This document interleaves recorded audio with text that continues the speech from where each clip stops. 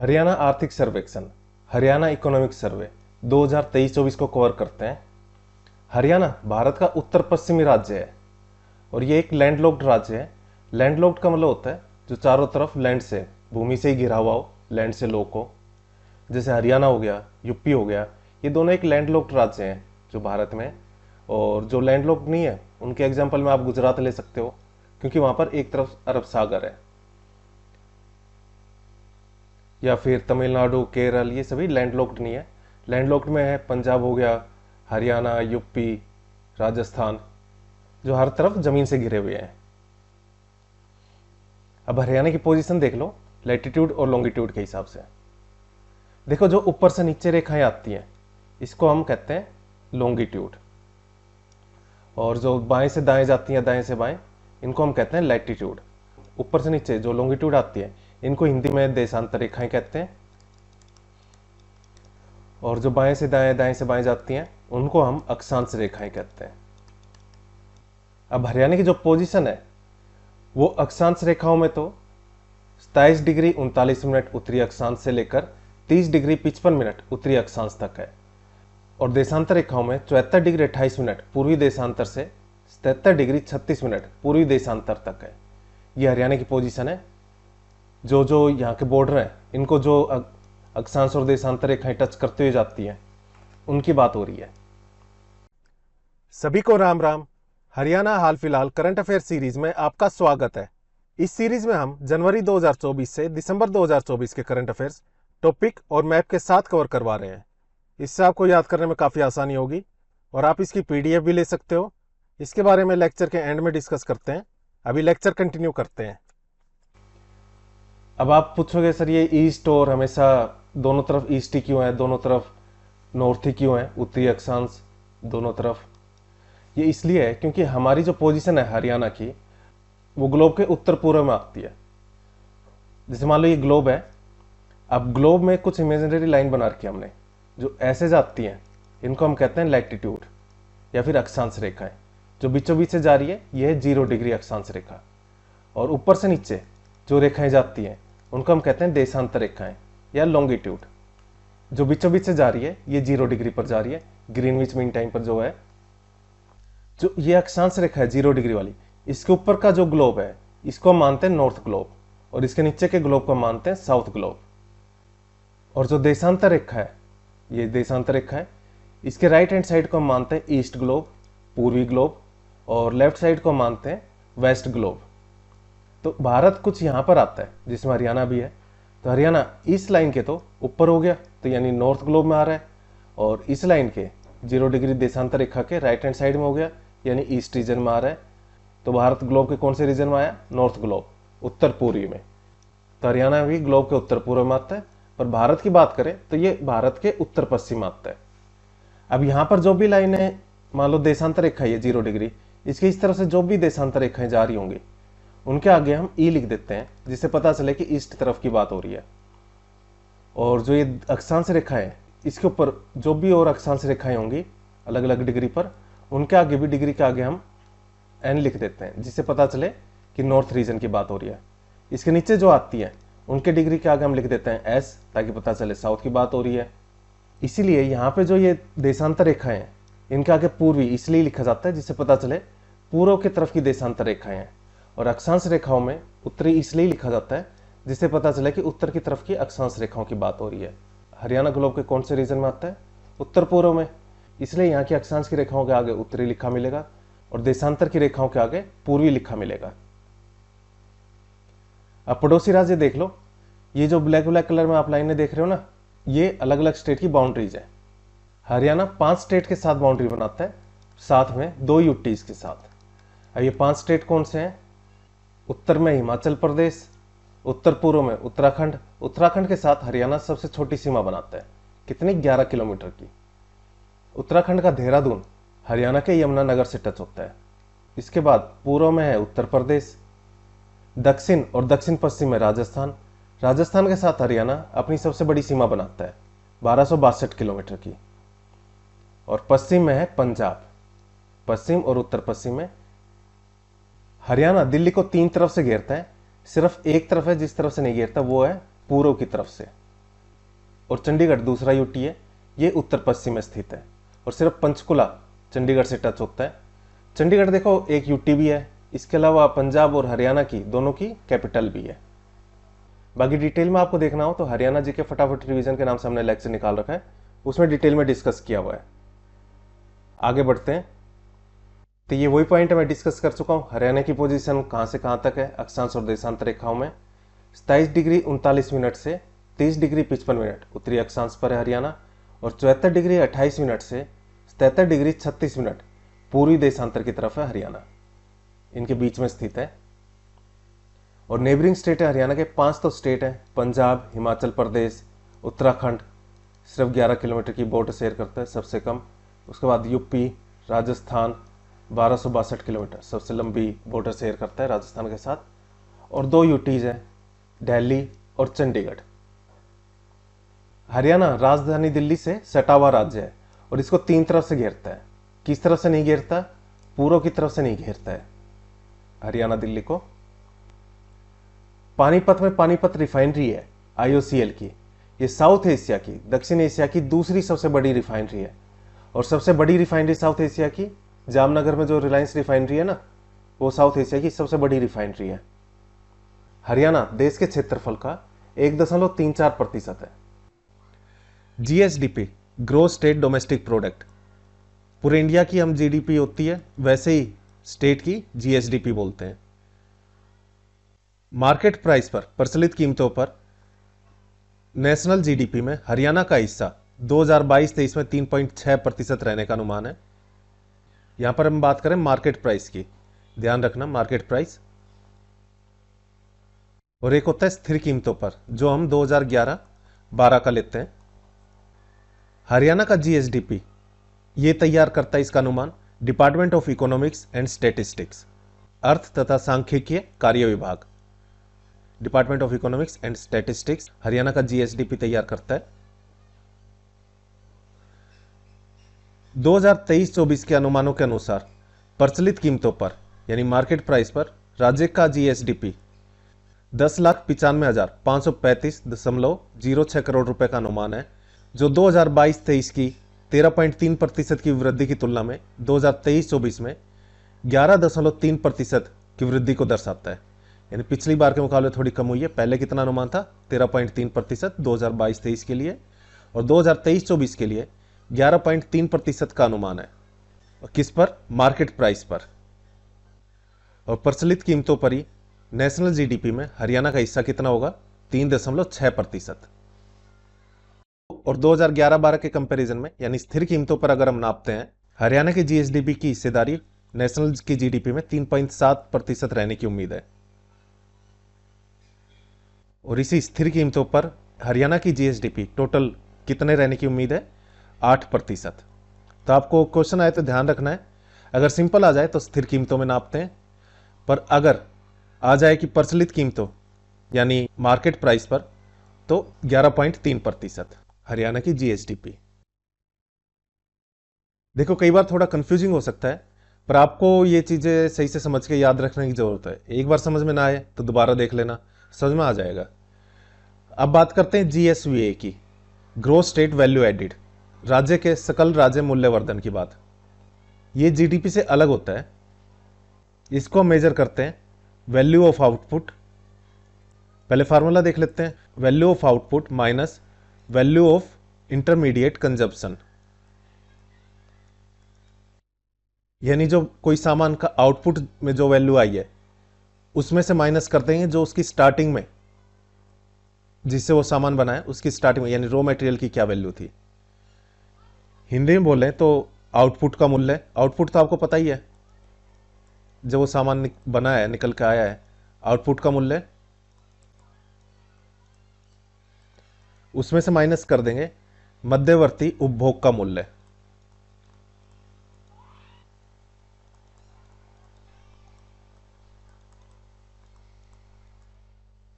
ये फार्मूला है। आप थोड़ा सा समझ लेते हैं इसको, मतलब क्या है। जैसे मान लो गन्ना है, किसी ने वो खरीदा, वो एज्यूम कर लेते हैं 30 रुपए के हिसाब से खरीदा था, उससे बनाई है चीनी, शुगर, और उसकी वैल्यू हो जाती है 50 रुपये पर केजी, या एज्यूम कर लेते हैं जितने 30 रुपये का गन्ना था उससे जो शुगर बनी उसकी वैल्यू होगी 50 रुपये। अब शुगर से मान लो आपने बना दिया, शुगर से क्या बनता है, जैसे शुगर कैंडी होता है, बुढ़ी के बाल भी बोलते हैं। अब मान लेते हैं इतने रुपए की शुगर से जो शुगर कैंडी बनी है उसकी कीमत होगी 100 रुपये। ठीक है, यानी शुरुआत में सामान कितने का था, 30 रुपये का, और बाद में इसमें वैल्यू एडिड होती रही, वैल्यू बढ़ती रही, अलग अलग बनाते रहे सामान, तो आखिर में कितना हो गया, 100 रुपये। तो 100 में से ये आउटपुट आया है 100 रुपये शुगर कैंडी का। इसमें से जो स्टार्टिंग में जो रॉ मटेरियल था गन्ना, वो 30 रुपये घटा देंगे, कितना बचेगा, 70 रुपये। 70 रुपये आपका हो जाएगा GSVA, gross state value added, यानी कितनी वैल्यू ऐड हो गई है। ऐसे ही एक और एग्जांपल ले लेते हैं। मान लो कोई स्टील ली, 100 रुपये की स्टील ली, उससे कोई घड़ी बना दी और वो बेच दी 500 रुपये में, तो इसका GSVA होगा 400 रुपये का, क्योंकि दोनों को माइनस कर देंगे तो बीच की वैल्यू क्या आई, 400 रुपये। 400 रुपये की वैल्यू बढ़ी है। उम्मीद करता हूं समझ में आ गया होगा आपको GSVA। राज्य के सकल राज्य मूल्यवर्धन यानी GSVA में जो स्थिर साल मानते हैं जिससे हम नापते हैं, 2011-12 हमने एज्यूम कर रखा है, 2011-12 से नापते हैं, तो स्थिर कीमतों पर वर्ष 2022-23 और 23-24 दोनों में 7.6 वृद्धि होने का अनुमान लगाया है। कितने वृद्धि का, अगर स्थिर कीमतों की बात करें तो 7.6%। उद्योग क्षेत्र में 7.2 और सेवा क्षेत्र में 9% वृद्धि का अनुमान है, और इन दोनों को मिला के 2023-24 में 7.6% की कुल वृद्धि का अनुमान है। और अलग अलग क्षेत्र की बात कर दें तो GSVA में वर्ष 2023-24 के दौरान जो सेवा क्षेत्र है यानी टर्सरी सेक्टर आ गया, उसमें 50.7% का, उद्योग क्षेत्र का योगदान 33.1% का, और कृषि और उससे रिलेटेड सेवा क्षेत्र का योगदान 16.2% दर्ज किया गया है। अब राज्य में प्रति व्यक्ति आय, पर कैपिटा इनकम, यह आएगा कांस्टेंट प्राइस यानी स्थिर प्राइस पर, जो 2011-12 का हम लेते हैं स्थिर प्राइस में, उस पर 2023-24 में 6.6% की वृद्धि का अनुमान है। इसके साथ जो रुपए अनुमानित की गई है वो है 1,85,490 रुपए, और 2022-23 में 6.5% दर्ज की गई थी। और अगर मार्केट प्राइस की बात करें तो मार्केट प्राइस पर 2023-24 में 9.8% की वृद्धि के साथ कितने रुपए होने की संभावना है पर व्यक्ति इनकम, पर कैपिटा, 3,25,759 रुपए, और 2022-23 में 12% की वृद्धि दर्ज की गई थी। इसमें देखो मार्केट प्राइस यानी हम सिर्फ डायरेक्ट पिछले साल के मुकाबले नाप लेते हैं, और स्थिर कीमतों पर 2011-12 हमने फिक्स कर रखा है, उसके हिसाब से हम मेजर करते हैं। और इससे होता यह है कि इन्फ्लेशन भी मेजर हो जाती है इन्फ्लेशन के हिसाब से। पर लगातार 2022-23 से 23-24 में जितने रुपए इंक्रीज हुए, अब कुछ महंगाई भी बढ़ी है, उस हिसाब से इनकम इंक्रीज हुई है, पर सामान खरीदने की कैपेसिटी तो कम हुई। अगर महंगाई ज़्यादा बढ़ गई और रुपए उस हिसाब से नहीं बढ़े तो सामान खरीदने की जो ताकत है पर उपभोक्ता की वो कम हो जाएगी ना। जैसे मान लो पहले 100 रुपये का सामान था पिछले साल, अब वो सामान की वैल्यू होगी 110 रुपये, पर किसी आदमी की सैलरी थी 100 रुपये, पहले 100 रुपये में सामान आ जाता था, पर अब उसकी इनकम होगी 105 रुपये, तो अब ये सामान तो नहीं आ पाएगा ना। तो इसलिए स्थिर कीमतों पर हम नापते हैं, जो 2011-12 हमने ले रखा है, ताकि जिसमें महंगाई दर का भी इतना फर्क ना पड़े। नेशनल जीडीपी में हरियाणा के राज्य सकल घरेलू उत्पाद यानी GSDP का योगदान स्थिर कीमतों पर 2011-12 जो हम लेते हैं कांस्टेंट प्राइस पर 2011-12 में 3.4% दर्ज किया गया था, और अब 2023-24 में ये 3.7% होने का अनुमान है। हरियाणा के GSDP का नेशनल जीडीपी में योगदान की बात हो रही है। हरियाणा राज्य सहकारी कृषि एवं ग्रामीण विकास बैंक की स्थापना के समय केवल 7 प्राथमिक सहकारी कृषि एवं ग्रामीण विकास बैंक थे, और अब इनकी संख्या 70 हो गई है। यानी 1966 में कितने थे, 7, अब 70, एक जीरो आगे लगा दिए। हरियाणा राज्य सहकारी apex bank limited, Haryana state cooperative apex bank. ये बैंक हरको बैंक कब स्थापित हुआ था? 1966 में। और इसमें 781 प्राथमिक जो कृषि ऋण समितियां हैं, जो कि अधिकतम हरियाणा ग्रामीण क्षेत्र में रहने वाले 29.67 लाख सदस्यों की वित्तीय जरूरतों को पूरा करती हैं। ये दोनों शामिल है इसमें, हरको और कृषि ऋण समितियां। किसान क्रेडिट कार्ड धारकों के लिए व्यक्तिगत दुर्घटना बीमा योजना स्टार्ट की गई थी 2009 को, और इस स्कीम के अंतर्गत 2023-24 में कार्ड धारकों को मात्र 3.65 रुपए की प्रीमियम देने पर 50,000 रुपए का बीमा दिया जा रहा है। कितने रुपए देने होते हैं साल के? 3.65 रुपए। और कितने का बीमा दिया जाता है? 50,000 रुपए का। और किसान क्रेडिट कार्ड धारक से 1.20 रुपए का अंशदान देना होगा इनको, और शेष जो बचे हुए 2.45 है, 3.65 में से 1.20 घटा दें तो 2.45 रुपए, ये अंशदान केंद्रीय सहकारी बैंक देंगे। 2014 से, जनवरी 2014 से राज्य के प्राप्ति प्रणाली ई ग्रास, इसके माध्यम से विभागों द्वारा सभी प्रकार के ई चालान सर्जित किए जाते हैं, ई चालान बनाए जाते हैं, और आम जनता इस इलेक्ट्रॉनिक प्रणाली का इस्तेमाल कर रही है। ई ग्रास का इस्तेमाल किस लिए करते हैं? सभी प्रकार के ई चालान बनाने के लिए।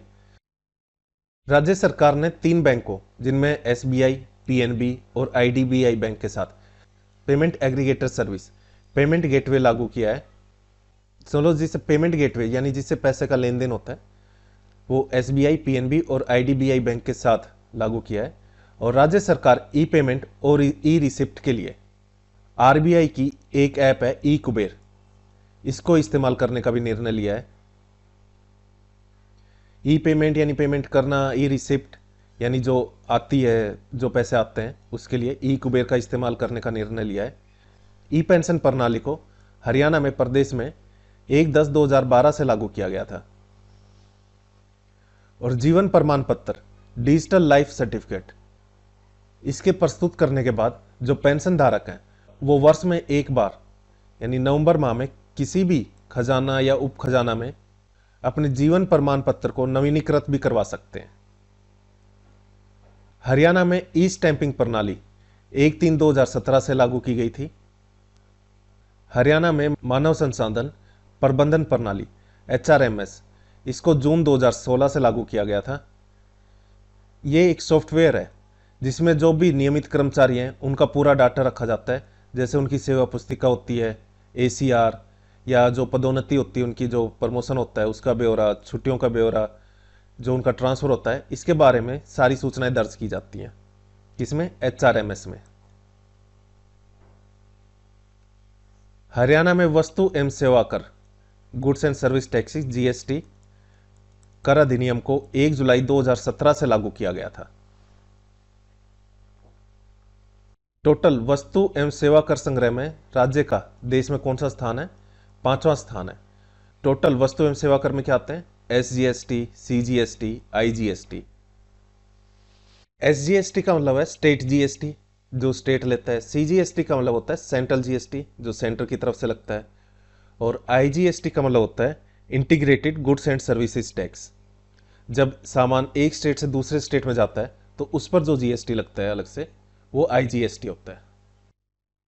जीएसटी बिल बनवाने की संस्कृति को, इसको प्रोत्साहित करने के लिए मेरा बिल मेरा अधिकार नाम से 1/9/2023 को योजना शुरू की गई थी। कागज रहित प्रशासन हेतु, ताकि कागज का यूज ना हो, इसके लिए हरियाणा सरकार ने सभी फाइलों को डिजिटली आवाजाही के उद्देश्य से, यानी मेल के थ्रू या अपने सिस्टम के थ्रू, सॉफ्टवेयर के थ्रू डिजिटली भेजने के लिए, इस उद्देश्य से एनआईसी के साथ एक पोर्टल बनाया जिसका नाम है ई ऑफिस। इसके शुरू करने की पहल की है, क्योंकि कागजों में काफ़ी दिक्कत रहती है, कोई फाइल खो जाती है या फिर इतनी फाइल होती है कि एक दूसरे के ऊपर रखते रखते गुम हो जाती है, ढूंढने में दिक्कत रहती है। एक नॉलेज फाउंडेशन है, TIOL नॉलेज फाउंडेशन, इसके द्वारा हरियाणा को सुधारवादी राज्य श्रेणी के तहत 2022 के लिए गोल्ड मेडल मिला, स्वर्ण श्रेणी पुरस्कार, और 2021 के लिए रजत श्रेणी पुरस्कार से सम्मानित किया गया था। काफी सुधार हो रहे हैं हरियाणा में। हरियाणा में वित्तीय वर्ष 2015-16 में आबकारी दुकानों की ऑनलाइन टेंडरिंग शुरू हुई थी। प्रत्यक्ष लाभ हस्तांतरण डीबीटी को भारत सरकार द्वारा 1 जनवरी 2013 को लागू किया गया था और हरियाणा राज्य का डीबीटी पोर्टल सितंबर 2017 से शुरू हुआ था। डीबीटी का मतलब होता है डायरेक्ट बेनिफिट ट्रांसफर, प्रत्यक्ष लाभ हस्तांतरण। मतलब किसी को कोई लाभ मिलता है तो वो डायरेक्ट उसके बैंक अकाउंट में ट्रांसफर हो जाएगा, चाहे वो सब्सिडी का हो या कोई और लाभ हो या फिर मनरेगा के थ्रू जो पैसे आते हैं। स्टैंड अप इंडिया योजना अप्रैल 2016 से शुरू की गई थी और जनधन योजना, प्रधानमंत्री जनधन योजना 28 अगस्त 2014 से शुरू की गई थी। स्टैंड अप इंडिया योजना में जो पिछड़ी जाति से हैं, एससी या एसटी से या फिर वुमेन है, उनको एंटरप्रेन्योर के लिए खड़ा करने के लिए योजना थी। उनको लोन दिया जाता है ताकि वे अपना बिजनेस स्टार्ट कर पाए। और पीएम जनधन योजना के अंदर ही सबके बैंक खाते खुलवाए गए थे, जिससे कि जो भी बेनिफिट होता है वो डायरेक्ट बैंक में ट्रांसफर करवा पाए। अगर बैंक के खाते ही नहीं खुले होंगे तो कैसे बेनिफिट डायरेक्ट ट्रांसफर होगा। प्रधानमंत्री मुद्रा योजना पीएमएमवाई, इसको 8 अप्रैल 2015 से शुरू किया गया था, 2015 से। इसका मकसद है जो सूक्ष्म और लघु उद्योग है उनको ऋण देना। देखो मुद्रा का मतलब क्या है, MUDRA। इसका मतलब है micro unit development and refinance agency limited. इसको सरकार ने बनाया था। ये खुद लोन नहीं देती है, पर जो अलग अलग फाइनेंशियल इंस्टीट्यूट हैं जैसे बैंक हो गए या फिर नॉन बैंकिंग फाइनेंशियल कंपनीज होगी NBFC, या फिर MFI हो गए, माइक्रो फाइनेंशियल इंस्टीट्यूट, इनकी हेल्प से, इनके साथ मिलकर ये छोटे छोटे बिजनेसेस जो हैं उनको लोन देती है। लोन की यहाँ पर 3 कैटेगरीज हैं, 3 श्रेणियों में बांटा है। एक हो गया शिशु, एक किशोर और एक तरुण। ये तीनों लोन बिजनेस की जो ग्रोथ है उसके हिसाब से बांटे जाते हैं। जैसे शिशु में 50,000 तक का लोन दिया जाता है। जब कोई बिजनेस स्टार्ट करना होता है तो उस टाइम पे शिशु लोन दिया जाता है। किशोर लोन, इसकी लिमिट है 50,000 से लेकर 5 लाख तक की। इसमें 50,000 से 5 लाख तक का लोन दिया जाता है। उनको दिया जाता है जो अपने बिजनेस का विकास करना चाहते हैं। यहाँ पर लघु और सूक्ष्म उद्योगों की बात हो रही है। और तरुण में लोन दिया जाता है, तरुण कैटेगरी में, जो अपने बिजनेस का विस्तार करना चाहते हैं और बढ़ाना चाहते हैं। इसमें 10 लाख तक की लिमिट है। 2024 में जो केंद्र का बजट आया था उसमें तरुण श्रेणी के तहत इस लोन की सीमा मैक्सिमम 20 लाख कर दी है। इसको तरुण प्लस से माना गया है, एक और श्रेणी बना दी है तरुण प्लस। इसका मकसद उन लोगों को लाभ देना है, उन लोगों को लोन देना जिन्होंने अपना पिछला ऋण सफलतापूर्वक चुका दिया था। और यह नई लिमिट 24 अक्टूबर 2024 से लागू हो गई थी। तो कितनी कैटेगरी होगी अब, शिशु, किशोर, तरुण और तरुण प्लस। क्वेश्चन डायरेक्ट आ सकता है मैक्सिमम लिमिट कितनी है लोन की पीएम मुद्रा योजना के तहत। अब मैक्सिमम कितनी होगी, 20 लाख। पहले थी 10 लाख, तरुण प्लस के बाद 20 लाख होगी मैक्सिमम लिमिट। पीएम सुरक्षा बीमा योजना, ये 9 मई 2015 को शुरू की गई थी ये योजना। इसमें दुर्घटना बीमा योजना, दुर्घटना मृत्यु या फिर दुर्घटना की वजह से कोई विकलांग हो जाता है तो उसको 2 लाख रुपए तक का बीमा होता है। इस योजना का लाभ 18 से 70 वर्ष की आयु के लोग ले सकते हैं जिनका सेविंग अकाउंट खुला हुआ है, और 20 रुपए का वार्षिक प्रीमियम होता है इसका। प्रधानमंत्री जीवन ज्योति बीमा योजना, ये योजना 1 जून 2015 से शुरू की गई थी। इसमें 18 से 50 वर्ष के जिनके सेविंग अकाउंट है, बचत खाता है, वो 436 रुपए का वार्षिक प्रीमियम का भुगतान कर ये योजना ले सकते हैं। और इस योजना में भी किसी भी कारण मृत्यु पर 2 लाख रुपए का भुगतान किया जाता है, 2 लाख रुपए का बीमा होता है। और अटल पेंशन योजना APY, ये 1 जून 2015 को शुरू की गई थी। इसमें जिनके बैंक खाता है और एज 18 से 40 वर्ष है वे इस योजना का लाभ ले सकते हैं। उनकी पेंशन स्टार्ट हो जाएगी, कुछ रुपए जमा करवाने पड़ेंगे और रिटायरमेंट के टाइम पे उनकी पेंशन स्टार्ट हो जाएगी। ये योजना उनके लिए है जो ऑर्गेनाइज सेक्टर में काम नहीं करते। मुख्यमंत्री परिवार समृद्धि योजना, इसके लाभार्थी यानी लाभ लेने वाले 6,000 रुपए की बीमा राशि से केंद्र सरकार की 5 योजनाएं हैं।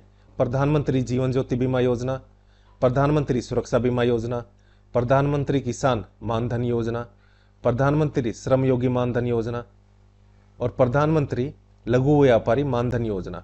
इसका लाभ पाने के हकदार होंगे। और इस 6,000 रुपये का जो ये सभी योजनाएं इनके प्रीमियम का भुगतान करने के लिए किया जाएगा। और इस स्कीम में नामांकित होने के बाद जो ये योजनाएं हैं 5, इसके प्रीमियम की प्रतिपूर्ति की जाएगी, यानी एक बार 6,000 रुपये से इनका प्रीमियम दिया जाएगा और बाद में जो भी राशि रहेगी, जो भी प्रीमियम देना होगा, उसका भुगतान राज्य सरकार करेगी।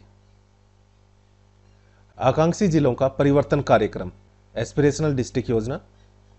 आकांक्षी जिले यानी जिले जो पिछड़े हुए हैं उनको डेवलप करना है। आकांक्षी जिलों का परिवर्तन कार्यक्रम 2018 में शुरू किया गया था। इसका उद्देश्य जो भारत के 115 पिछड़े जिले हैं उनका उत्थान करना है और इसमें हरियाणा का एकमात्र जिला है नूह, मेवात। अभी जून 2023 में जो जिला नूह है, मेवात जिला है, उसने लाइफ टाइम ओवरऑल रैंकिंग में तो दूसरा स्थान मिला है और कृषि एवं जल संसाधन में पहली रैंकिंग मिली है। एग्रीकल्चर में देख लेते हैं। हरियाणा में 1966-67 में सकल बोया गया क्षेत्र 45.99 लाख हेक्टेयर का था और 2022-23 में यही सकल बोया अनुमानित क्षेत्र 66.80 लाख हेक्टेयर का है।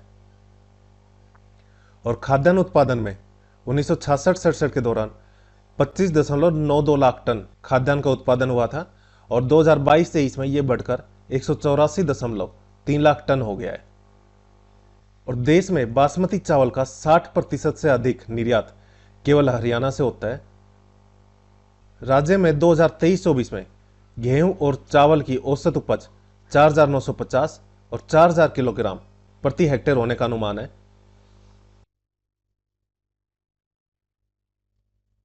अब बात करते हैं मेरा पानी मेरी विरासत योजना की। हरियाणा सरकार ने खरीफ की फसलों पर 2020 के दौरान जो धान की फसल होती है, खरीफ की फसल, धान की फसल काफ़ी पानी का कंजम्पशन करती है, पानी खपत काफ़ी ज़्यादा होती है धान की फसल में। इसकी बजाय मक्का, कपास, बाजरा, दालें, सब्जी या फलों जैसी जो वैकल्पिक यानी कम पानी खपत वाली फसलें अगर कोई लगाता है, उसके लिए इस योजना की शुरुआत की गई थी। इस योजना के मुताबिक अगर कोई धान की फसल की बजाय कम पानी खपत वाली फसल लगाता है तो उस किसान को 7,000 रुपये प्रति एकड़ की दर से सहायता प्रदान की जाती है। और खरीफ की फसल की बात करें तो 2021 में इस योजना को और भी ज़्यादा जो वैकल्पिक फसलें हैं, जैसे जिसमें तिल, अरंडी, मूंगफली या फिर खरीफ की फसल होती है जैसे प्याज, और खरीफ की दलहन जैसे मोठ, उड़द, ग्वार, सोयाबीन, और प्रमोट किया जाएगा इनको। और इस योजना में 2021 में नई पहल को सम्मिलित करते हुए प्रति भूमि को भी शामिल किया गया है। प्रति भूमि वो भूमि होती है जिसको अभी टेम्परेरली छोड़ दिया गया है ताकि उसमें और फर्टिलिटी आए और बाद में फसल स्टार्ट करें, जहां पे अभी फसल नहीं उगाई जाती है। मेरा पानी मेरी विरासत योजना के तहत ही खरीफ 2021 में खेत खाली फिर भी खुशहाली इसको स्टार्ट किया गया था और इसमें मृदा स्वास्थ्य में सुधार के लिए यानी भूमि को फर्टाइल करने के लिए, भूमि को अच्छा बनाने के लिए अगर कोई धान के स्थान पर धान उगाने की बजाय अपनी भूमि को परती रखता है, यानी अभी उस पर कुछ कोई फसल नहीं उगाता है, उन किसानों को भी प्रोत्साहन राशि दी गई है और इससे करीब 22,565 करोड़ लीटर पानी की बचत की गई। खरीफ की फसल में 2021 के दौरान बाजरा की फसल को वैकल्पिक फसलों के दायरे से हटा दिया गया है और वैकल्पिक फसलों के दायरे में कृषि वानिकी यानी जो पेड़ उगाते हैं उनमें पॉपुलर और नीलगिरी को शामिल करके खरीफ 2022 में और मजबूत किया गया है। दलहन और तिलहन फसलों के संवर्धन के लिए योजना। हमारे यहाँ पर दाल और तिलहन की फसलें कम उगाते हैं, ज़्यादातर तो हम सरसों, बाजरा या फिर चावल इनमें ही लगे रहते हैं। तो कृषि विभाग ने हरियाणा में बाजरा के स्थान पर दलहन जैसे मूंग, अरहर, उड़द या फिर तिलहन जैसे अरंडी, मूंगफली और तिल, इनको बढ़ावा देने के लिए नई योजना शुरू की है। इसके तहत दलहन और तिलहन के लगाने पर किसानों को 14,000 रुपये प्रति एकड़ की वित्तीय सहायता दी जाएगी और ये योजना 7 जिलों में लागू की गई है: भिवानी, हिसार, महेंद्रगढ़, चरखी दादरी, रेवाड़ी, झज्जर और मेवात। प्रधानमंत्री फसल बीमा योजना 2016 से लागू की गई थी। इस योजना के तहत खरीफ सीजन में जो धान, बाजरा, मक्का, कपास, मूंग इसको कवर किया जा रहा है और रबी सीजन में गेहूं, सरसों, चना, जौ और सूरजमुखी को कवर किया जा रहा है। इस योजना के तहत जो रबी की फसल है उसका प्रीमियम के लिए 1.5% देना होगा और खरीफ की फसल के लिए 2%, और जो बाकी वाणिज्यिक फसलें हैं जैसे कपास हो गई उसके लिए 5% का प्रीमियम देना होगा, जो फसल की वैल्यू है उसका। इस योजना में जल भराव की वजह से जो फसलें खराब हो जाती हैं, जल भराव में धान को छोड़कर सिर्फ, और बाकी ओलावृष्टि, बाढ़, सूखा हो जाता है या फिर आसमान से बिजली गिरती है या कोई बीमारी का हमला हो जाता है, इन सभी जोखिमों को कवर किया जाता है। मेन क्या है, जल भराव में किस फसल को कवर नहीं किया जाता? धान को।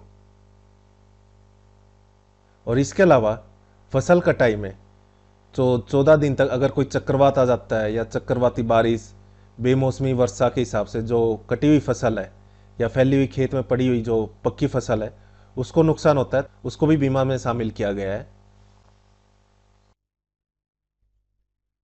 मृदा स्वास्थ्य प्रबंधन योजना, सॉइल हेल्थ कार्ड स्कीम। इस स्कीम को भारत के प्रधानमंत्री नरेंद्र मोदी जी ने 19/2/2015 को राजस्थान के सूरतगढ़ से शुरू की थी। इस योजना को, यह योजना हरियाणा में अप्रैल 2015 से शुरू की गई थी।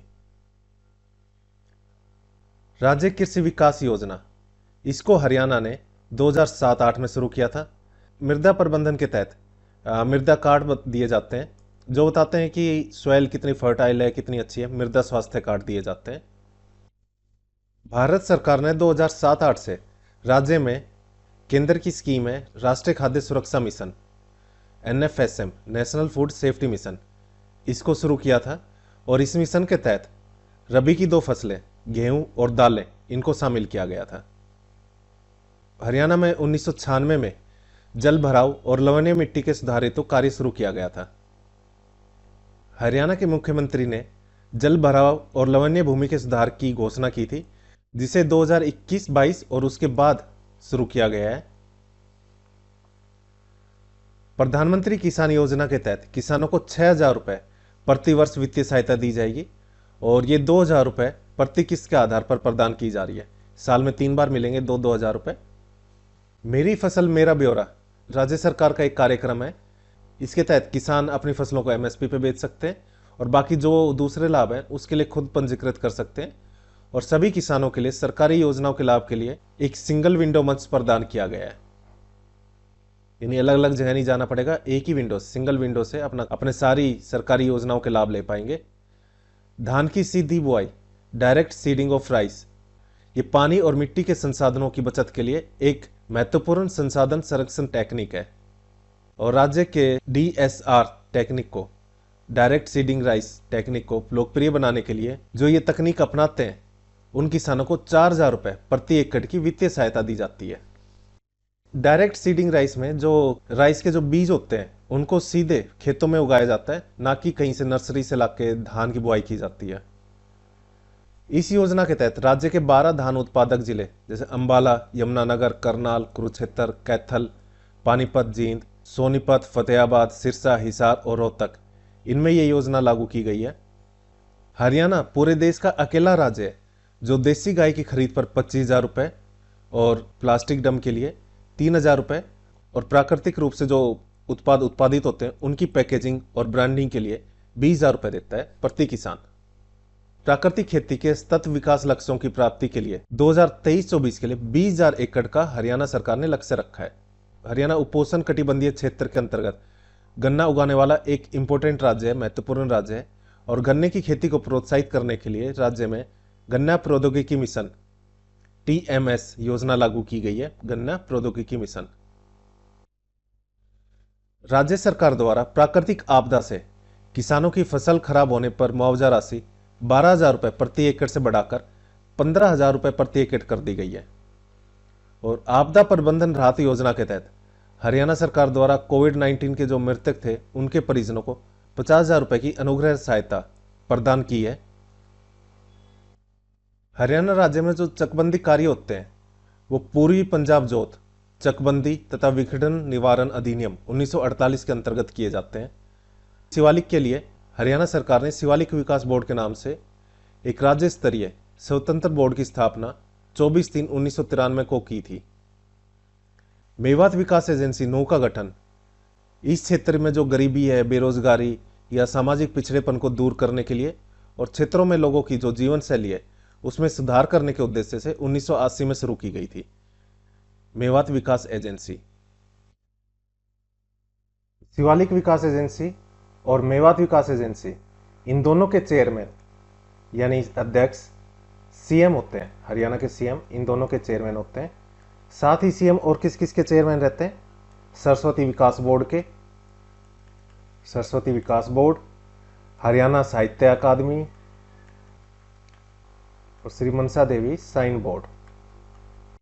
हरियाणा में भूमि मालिकों और भूमि विस्थापितों के पुनर्वास और पुनर्स्थापन के लिए 9/11/2010 को पुनर्वास पुनर्स्थापन नीति बनाई गई है। हरियाणा राज्य में 7/12/2023 को 6 नए उपमंडल बनाए गए हैं। जुलाना, नीलोखेड़ी, इसराना, नांगल चौधरी, छछरौली और मानेसर। जुलाना जींद में है, नीलोखेड़ी करनाल में, इसराना पानीपत, नांगल चौधरी महेंद्रगढ़ में, छछरौली यमुनानगर और मानेसर कहाँ पर है? गुरुग्राम में। उपमंडल को सब डिवीजन भी कहते हैं और यहाँ का अधिकारी कौन होता है? एसडीएम, सब डिविजनल मैजिस्ट्रेट, यहाँ के अधिकारी होते हैं। ऐसे ही ब्लॉक, ब्लॉक का अधिकारी कौन होता है? BDPO, block development and panchayat officer. Block को हिंदी में खंड कहते हैं। हरियाणा राज्य बीज प्रमाणीकरण संस्था, Haryana state seed certified agency की स्थापना 1976 में की गई थी और इसका मुख्यालय पंचकुला में है और क्षेत्रीय कार्यालय करनाल, हिसार, सिरसा और रोहतक, इन 4 जिलों में है। हरियाणा बीज विकास निगम, हरियाणा सीड डेवलपमेंट कॉरपोरेशन, ये अपने माल की बिक्री और अपने ब्रांड का नाम हरियाणा बीज के नाम से उपलब्ध करा रही है। हरियाणा भूमि सुधार एवं विकास निगम limited, Haryana land reforms and development corporation limited की स्थापना 1974 में की गई थी और इसका मुख्यालय पंचकुला में है। 2020-21 में फल, सब्जियों और मसालों में विविधीकरण के लिए धान उगाने वाले क्षेत्रों को लक्षित करके एक नया प्रोग्राम बनाया था, मेरा पानी मेरी विरासत। इस स्कीम के बारे में पहले डिस्कस कर चुके हैं। करनाल जिले में बागवानी विश्वविद्यालय हॉर्टिकल्चर यूनिवर्सिटी है जिसका नाम है महाराणा प्रताप बागवानी विश्वविद्यालय, हिंदी में बागवानी, इंग्लिश में हॉर्टिकल्चर। हरियाणा सरकार और बर्मिंघम विश्वविद्यालय ने हरियाणा राज्य में फसल कटाई के बाद प्रबंधन और सतत कोल्ड चेन, इसके लिए उत्कृष्टता केंद्र की स्थापना के लिए बर्मिंघम जो यूके में है वहां पर 29/9/2022 को समझौता किया है। और भारत सरकार ने 20 करोड़ रुपए की लागत से एकीकृत मधुमक्खी पालन केंद्र जो रामनगर में, कुरुक्षेत्र में, इसमें गुणवत्ता नियंत्रण प्रयोगशाला की स्थापना के लिए एक परियोजना प्रस्ताव को मंजूरी दे दी है। सिंपल क्वेश्चन आ जाएगा, एकीकृत मधुमक्खी पालन केंद्र कहां पर है? कुरुक्षेत्र के रामनगर में। हरियाणा में शहद के व्यापार के लिए 2.64 करोड़ रुपए की लागत से शहद व्यापार केंद्र की स्थापना की गई है। अब बात करते हैं उत्कृष्टता केंद्र की स्थापना और उसके उद्घाटन के बारे में। भिवानी के गिगनऊ में विभाग ने अर्ध शुष्क बागवानी फसलों के लिए 13वें उत्कृष्टता केंद्र की स्थापना की। ये भारत और इजराइल ने साथ मिलकर बनाया है। ये केंद्र दक्षिण हरियाणा के जो शुष्क क्षेत्र हैं उनकी फसलों में मुख्य रूप से खजूर, स्ट्रॉबेरी की आपूर्ति करेगा और जो खुले मैदान में उनमें सटीक खेती और संरक्षित खेती के साथ सब्जियों के अलावा एवोकाडो और बाकी और भी फसलों को कवर करेगा। नू में जगह है पिनांगवान, वहां पर 40 एकड़ में प्याज के लिए एक नया उत्कृष्टता केंद्र स्थापित किया जाएगा। मुख्यमंत्री बागवानी बीमा योजना, हरियाणा सरकार ने बागवानी फसलों को प्रतिकूल मौसम और प्राकृतिक आपदाओं जैसे ओलावृष्टि होती है, ओले पड़ते हैं, या तापमान ज़्यादा होता है जिसकी वजह से गर्म हवा चलती है, या फिर ठंड हो जाए ज़्यादा ही, तेज़ हवा चल जाए, आग पड़ जाए या सूखा पड़ जाए, जिन वजह से फसलों को नुकसान होता है, उसकी भरपाई के लिए मुख्यमंत्री बागवानी बीमा योजना शुरू की है। 2021 से इस योजना को शुरू किया गया था। एक योजना है भावांतर भरपाई योजना। मुख्यमंत्री बागवानी बीमा योजना को भावांतर भरपाई योजना के अतिरिक्त लागू किया गया है। भावांतर भरपाई योजना, इसका मतलब है भावों के बीच के अंतर की भरपाई करना। सरकार डिसाइड करती है न्यूनतम समर्थन मूल्य हर फसल का, और जब किसान मंडी में अपनी फसल बेचता है और मान लो उसको न्यूनतम समर्थन मूल्य नहीं मिलता और जल्दबाजी में उसको बेचनी पड़ती है ताकि फसल खराब ना हो और कम कीमत पर वो बेचता है, तो बीज की भरपाई सरकार करती है। मान लो कोई फसल है, उसका न्यूनतम समर्थन मूल्य है 100 रुपये, मंडी में किसान बेचता है 80 रुपये में, तो जो बीज के 20 रुपये की भरपाई है वो सरकार करेगी भावांतर भरपाई योजना के तहत। बागवानी उपज में कीटनाशक अवशेषों के विश्लेषण के लिए सिरसा और करनाल में, कहां पर, सिरसा और करनाल में 2 गुणवत्ता नियंत्रण प्रयोगशालाएं स्थापित की जा रही हैं। राष्ट्रीय मधुमक्खी पालन एवं शहद मिशन, ये केंद्र सरकार की योजना है जिसे हरियाणा सरकार ने जुलाई 2020 से शुरू किया था मधुमक्खी उद्योग को बढ़ावा देने के लिए। प्रदेश सरकार ने हरियाणा मधुमक्खी पालन नीति 2021 लागू की है और इसी के तहत कुरुक्षेत्र में एकीकृत मधुमक्खी पालन विकास केंद्र की स्थापना की गई है। भावांतर भरपाई योजना ये 2018 में शुरू की गई थी ताकि किसानों को जो जल्दी खराब होने वाली बागवानी फसलें हैं, बागवानी वस्तुएं हैं, उनको बाजार में कम कीमत के दौरान नुकसान की भरपाई के लिए प्रोत्साहित किया जा सकता है, जो नुकसान की भरपाई सरकार करेगी। और योजना की सफलता को देखते हुए अब इसमें 21 बागवानी फसलों को शामिल किया गया है। कितनी बागवानी फसलें? 21। हरियाणा भारत के भौगोलिक क्षेत्र का करीब 1.4% है, एग्जैक्ट 1.34%। ये एग्जैक्ट याद होना चाहिए आपको, 1.34%। हरियाणा ने एक व्यापक नहरों का जाल विकसित किया जिसमें 1594 चैनल है और इनकी कुल लंबाई है 14,814 किलोमीटर। 14,814। भाखड़ा प्रणाली में कुल 558 नहरें हैं जिनकी लंबाई है 6,279.57 किलोमीटर और यमुना प्रणाली में 473 नहरें हैं, ये है 4,295.35 किलोमीटर। जो डार्क जोन है, वहां के खेतों में जो बारिश का पानी एकत्रित होता है, उस पानी से भूजल की पूर्ण भरपाई करने के लिए मेरा पानी मेरी विरासत के तहत 40 करोड़ की लागत से 1,000 रिचार्ज कुओं का निर्माण करने की मंजूरी दी गई है। डार्क जोन या जहां पर पानी काफी नीचे है, जहां से जमीन से पानी निकालना मुश्किल होता है, तो वहां पर भूजल ऊपर आए, इसके लिए इस योजना के तहत, मेरा पानी मेरी विरासत योजना के तहत 1,000 रिचार्ज कुओं का निर्माण किया जाएगा। अटल भूजल योजना ये 6,000 करोड़ रुपए की केंद्र सरकार की योजना है। इसका उद्देश्य है जो चिन्हित राज्य हैं जिनमें जल संकट है, जैसे गुजरात, महाराष्ट्र, हरियाणा, कर्नाटक, मध्य प्रदेश, राजस्थान और उत्तर प्रदेश, यहाँ के जो भूजल संसाधन है उनके प्रबंधन में सुधार करना।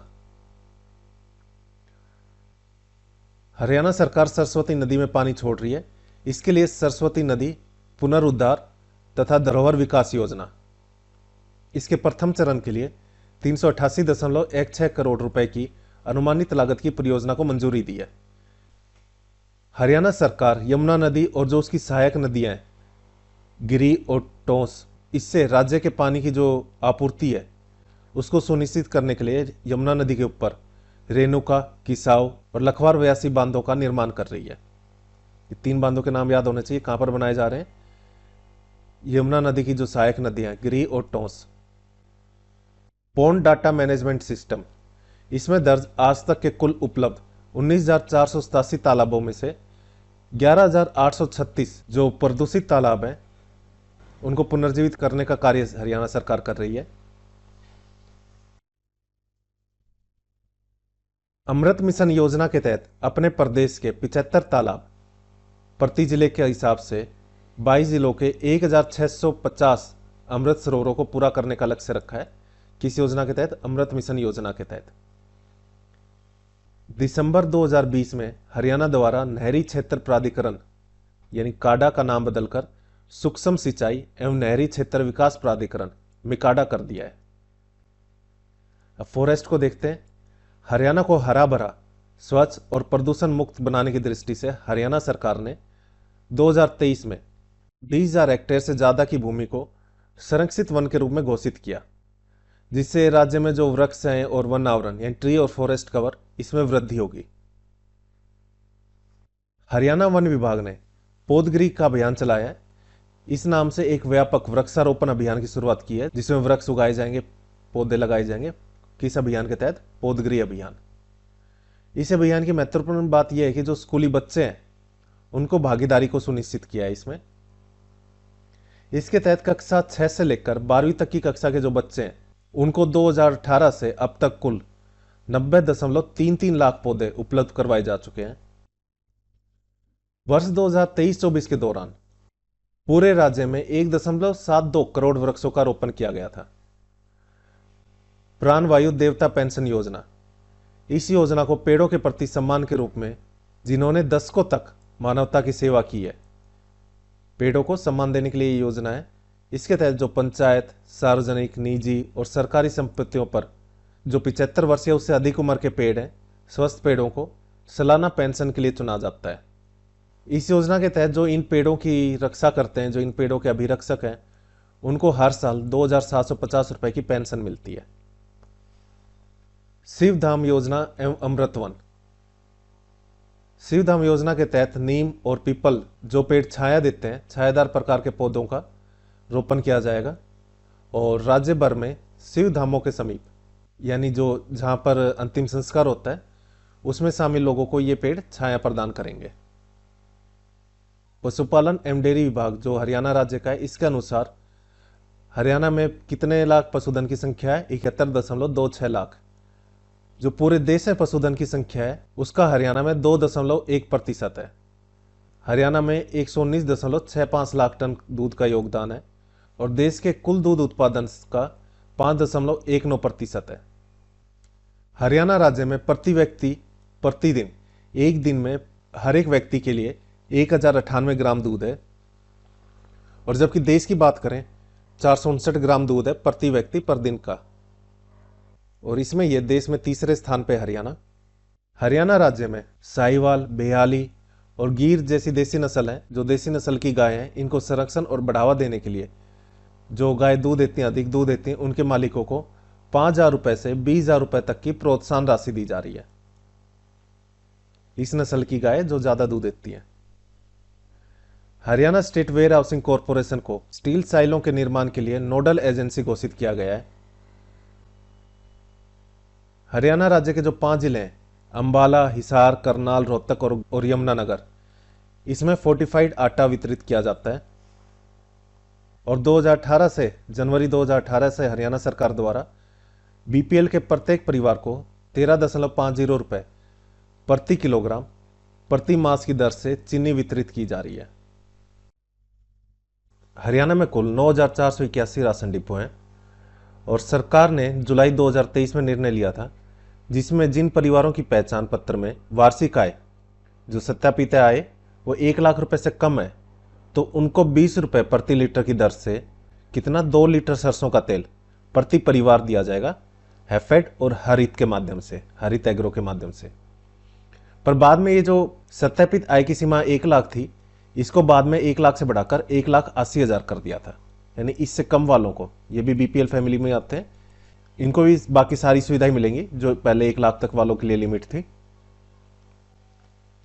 1 नवंबर 2016 को पूरे राज्य में उचित मूल्य की दुकान यानी एफपीएस, फेयर प्राइस शॉप का संचालन शुरू किया गया था। कब? 1 नवंबर 2016 को। भारत सरकार ने उपभोक्ताओं के लिए जो सही माप तोल को सुनिश्चित करने के लिए जो ये दुकानों पे माप तोल करते हैं, वेट रखते हैं, उसको सुनिश्चित करने के लिए विधिक माप विज्ञान अधिनियम 2009 लागू किया था। इसके तहत सजा का प्रावधान है अगर कोई गलत माप करता है तो, और अथोराइज्ड वेट यूज करना है। हैफेड हरियाणा का सबसे बड़ा शीर्ष सहकारी संघ है। हैफेड की स्थापना भी हरियाणा के बनने के साथ ही हुई थी, 1 नवंबर 1966 को ही। उसी टाइम हरियाणा अस्तित्व में आया था और हैफेड भी बना था। हरियाणा राज्य भंडारण निगम, इसकी स्थापना 1 नवंबर 1967 को ही थी, 1 साल बाद। भंडारण निगम जो अनाज संभालने का काम करता है। और हरियाणा राज्य कृषि विपणन बोर्ड, इसकी स्थापना मार्केट जो कमेटी है उनकी देखरेख के उद्देश्य के लिए हुई थी और 1 अगस्त 1969 को की गई थी। हरियाणा राज्य कृषि विपणन बोर्ड ने जो पिंजौर में 152 करोड़ रुपए की, ये इतना इंपॉर्टेंट नहीं है, पिंजौर में क्या स्थापित किया था, 78.3 एकड़ भूमि पर सेब, फल और सब्जी मंडी, इनका निर्माण किया था। किसने? हरियाणा राज्य कृषि विपणन बोर्ड ने पिंजौर में। गुरुग्राम के सेक्टर 52A में 8 एकड़ भूमि पर फूल मंडी की स्थापना की जा रही है और साथ ही सोनीपत के सेरवा में सूखे मेवों और मसाला मंडी की स्थापना की जा रही है। सोनीपत में तो सूखे मेवों और मसाला की, और गुरुग्राम में फूल मंडी की। साथ ही सोनीपत में जो गन्नौर है वहां पर फल व सब्जी के लिए एक भारतीय अंतर्राष्ट्रीय बागवानी मंडी की स्थापना की जा रही है, फल और सब्जी की इंटरनेशनल मार्केट। हरियाणा सरकार ने NRSC और NIC की हेल्प से हरपथ एप्लीकेशन तैयार की है। इसका उद्देश्य है जो हरियाणा के नागरिकों को गड्ढा मुक्त सड़कें प्रदान करना। हरपथ एप्लीकेशन में जो आम लोग हैं वे उनकी जो सड़कें हैं वहाँ की फ़ोटो खींच के डाल सकते हैं, और डायरेक्ट वो वहाँ के PWD ऑफिसर्स हैं या जिनका वो काम है उनके पास चली जाएगी कि इस लोकेशन पर यहाँ पर गड्ढा है, और वो ठीक कर देंगे हरपथ एप्लीकेशन के थ्रू। क्या काम इसका? गड्ढा मुक्त सड़कें प्रदान करना। हरियाणा राज्य कृषि विपणन बोर्ड और खाद्य एवं आपूर्ति विभाग की एक पहल है ई खरीद स्कीम। इसकी शुरुआत मुख्यमंत्री ने की थी 27/9/2016 को करनाल से। ये ऑनलाइन खरीद के लिए स्कीम है।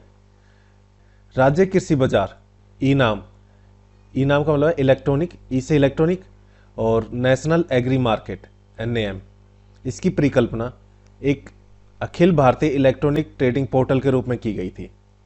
यानी यहाँ पर जो अपना सामान बेचते हैं, अपना सामान डाल सकते हैं, जिनको खरीदना है वो इस पोर्टल से खरीद सकते हैं। ई नाम कौन सा सामान? एग्री मार्केट के लिए।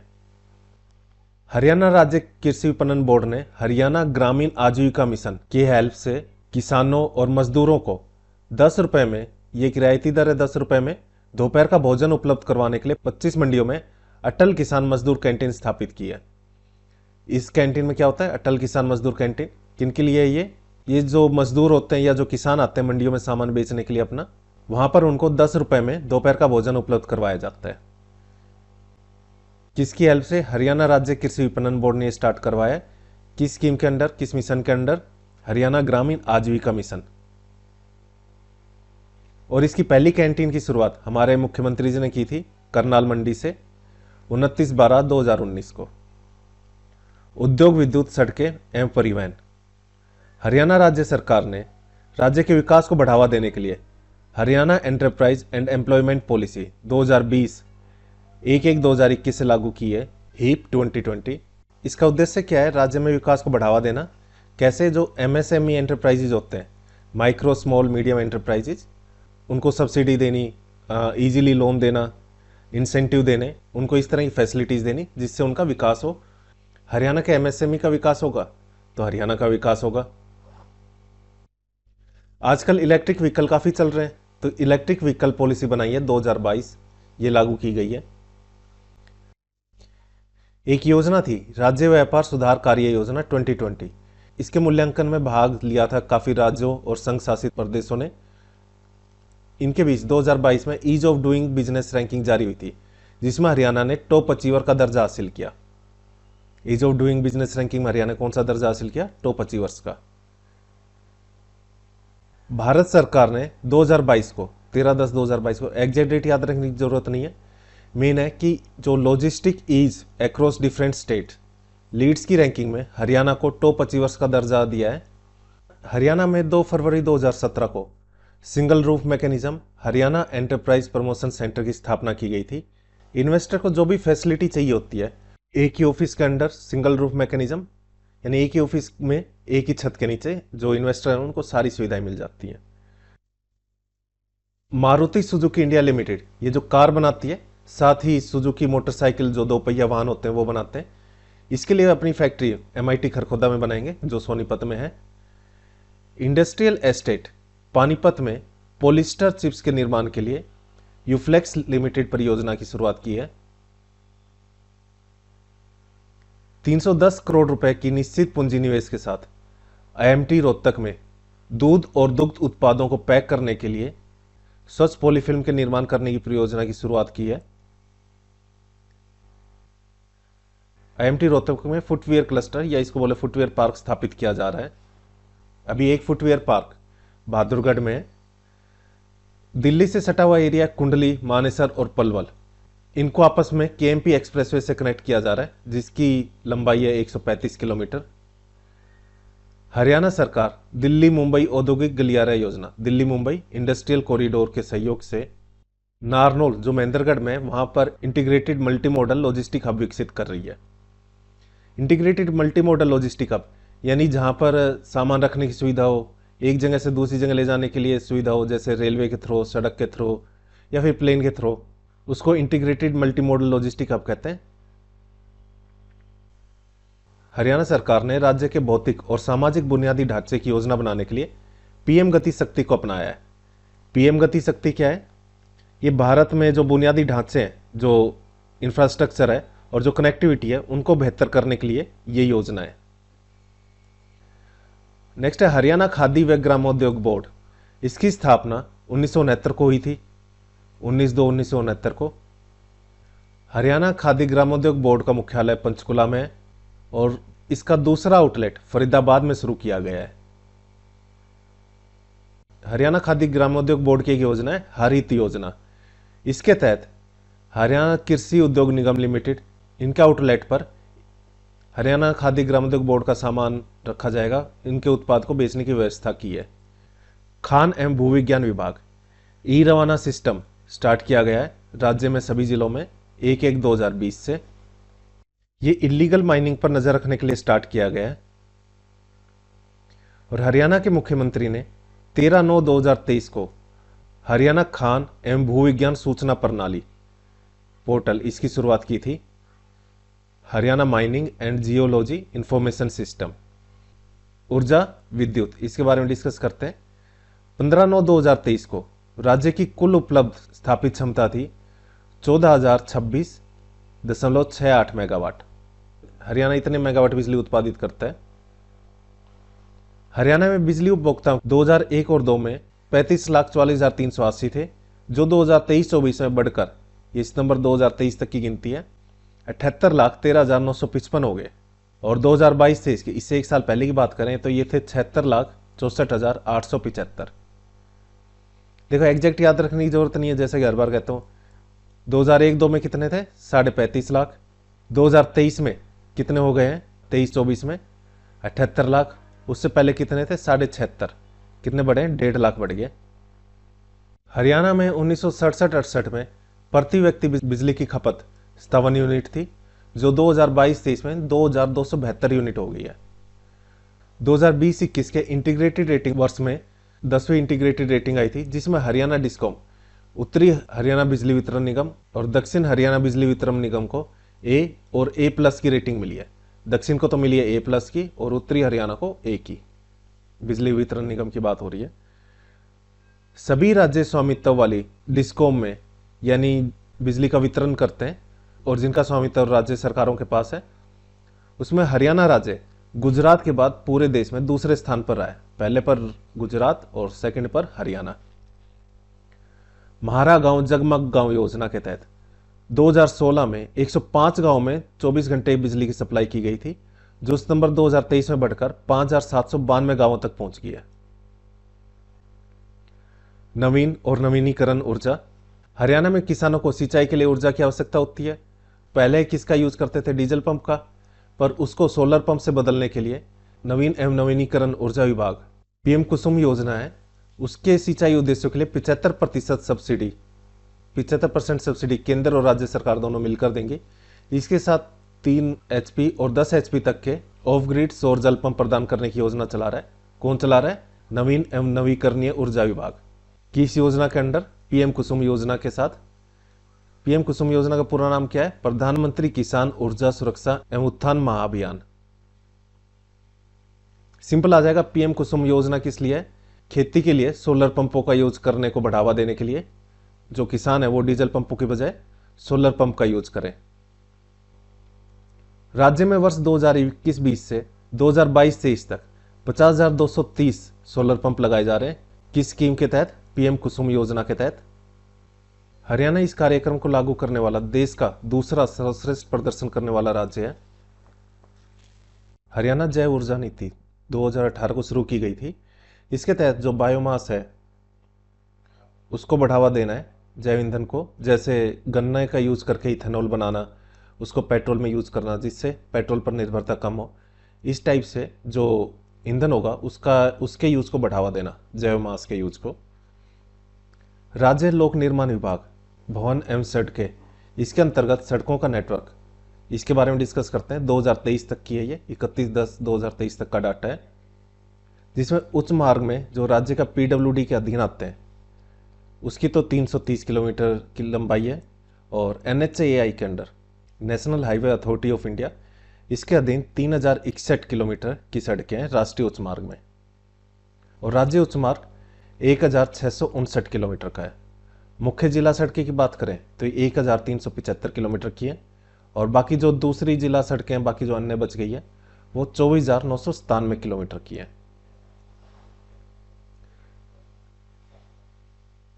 Haryana roadways engineering corporation Gurugram में है।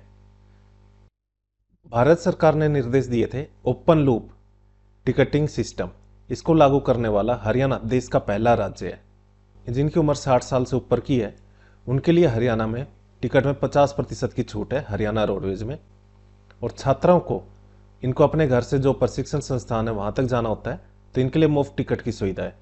पहले इसकी लिमिट थी 60 किलोमीटर तक की, अब ये बढ़ाकर 150 किलोमीटर की कर दी गई है। 4 चालक प्रशिक्षण एवं अनुसंधान संस्थान करनाल, बहादुरगढ़, रोहतक और कैथल में है, और एक क्षेत्रीय चालक प्रशिक्षण केंद्र गुरुग्राम में बनाया जा रहा है। गुरुग्राम में जो हरियाणा रोडवेज इंजीनियरिंग कॉरपोरेशन परिसर है गुरुग्राम में, वहां पर यह स्थापित किया जा रहा है।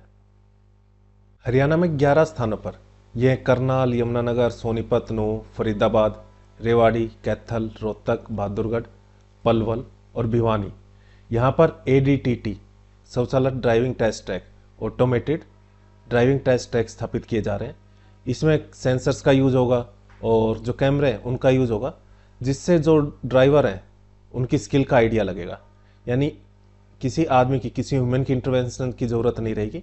कैमरा और सेंसर से ही जो ड्राइव कर रहा है उसकी काबिलियत का आइडिया लगा लेंगे। ये लाइसेंस के लिए जरूरी होगा। और इन 11 में से जो 2 स्थान है रोहतक और बहादुरगढ़, यहां पर एडीटीटी मारुति सुजुकी इंडिया लिमिटेड ने स्थापित किया है। राज्य भर में राष्ट्रीय वाहन एवं सारथी सॉफ्टवेयर को लागू किया जा चुका है। ये वाहन और सारथी सॉफ्टवेयर क्या है? यहाँ पे वाहन यानी रजिस्ट्रेशन नंबर होता है जो व्हीकल का, साथ ही सारथी यानी सारथी कौन रहता है? जो ड्राइवर रहता है, उसका लाइसेंस, ये दोनों, इन दोनों की डिटेल रहती है। और इसकी हेल्प से अगर किसी को अपना लाइसेंस रिन्यूअल करवाना हो, या फिर खो गया है तो डुप्लीकेट बनवाना हो, या रजिस्ट्रेशन का रिन्यूअल करवाना हो, इन सभी काम में इस सॉफ्टवेयर की से काफ़ी हेल्प होगी, काफ़ी ईजी रहेगा। सिविल विमानन विभाग जो हरियाणा की है, इसकी 5 सिविल हवाई पट्टियाँ पिंजौर, करनाल, हिसार, भिवानी और नारनौल में है।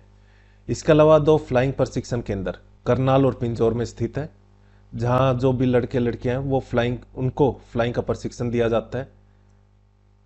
शिक्षा एवं सूचना प्रौद्योगिकी को डिस्कस करते हैं।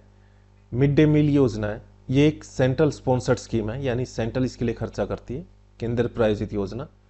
और इस योजना के तहत जो भी सरकारी और स्थानीय निकाय में कक्षा 1 से 5 तक के लिए जो प्राथमिक कक्षाएं हैं, और साथ ही उच्च प्राथमिक कक्षाएं यानी 6 से लेकर 8 तक के बच्चों को दोपहर के टाइम गर्म और पका हुआ भोजन प्रदान किया जाता है। ये स्कीम कब से शुरू हुई थी? 15 अगस्त 2004 से। डायरेक्ट ईयर भी आ जाता है 2004 से, 15 अगस्त जब देश आज़ाद हुआ था, 15 अगस्त 2004 से पूरे राज्य में कक्षा 1 से लेकर 5 तक के लिए लागू किया था उस टाइम, और 2008 में 6 से लेकर 8 तक की कक्षाओं को भी इसमें शामिल किया गया था। 6ठी से 8वीं कक्षा तक के जो छात्र हैं उनके लिए 2022 को माननीय शिक्षा मंत्री हमारे, उन्होंने उड़ान योजना शुरू की थी, रेमेडियल एजुकेशन प्रोग्राम, उपचारात्मक शिक्षण कार्यक्रम, इसको उड़ान के नाम से भी जाना जाता है, इसको शुरू किया था। जो छात्र हैं उनको संरचित उपचारात्मक सामग्री यानी अलग अलग तरीके से संरचित उपचारात्मक सामग्री के माध्यम से उनके सीखने के स्तर में सुधार करना और सहायता प्रदान करना है। ये एक टीचिंग मेथड होता है जो हेल्प करता है स्टूडेंट को जो स्ट्रगल कर रहे हैं किसी सब्जेक्ट में या किसी स्किल में, उसके लिए ये योजना स्टार्ट की गई है। राष्ट्रीय फैशन प्रौद्योगिकी संस्थान NIFT पंचकुला में है, और विश्वकर्मा कौशल विश्वविद्यालय पलवल में, इसने सिडबी के सहयोग से सुपर 30 उद्यमिता विकास कार्यक्रम EDP शुरू किया है।